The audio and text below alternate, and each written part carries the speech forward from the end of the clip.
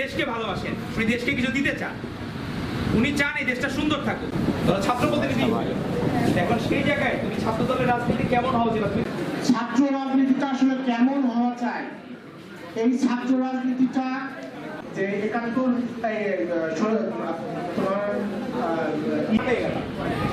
ভুক্তভোগী কিন্তু কেউ না কেউ হবে। আজকে তুমি না বলে 2030 এবং 31 দফার যে বিধানটা আমরা এইভাবে তোমার মন হবে, এজন্য সবাইকে আমরা সুন্দর পরিবেশ গঠন করতে হবে। তুমি কখনো দেখছো প্রয়োজন হয় সেখানে আপনারা লিখে দিবেন, তারপরে না হলে গঠনের মাধ্যমে এটা আপনারা জানতে পারবেন। তার মানে রাজনীতি বাদ দিলে একটা দেশ উন্নয়ন। পাশাপাশি মন্তব্য আপনাদের নিয়ে আগামী বাংলাদেশ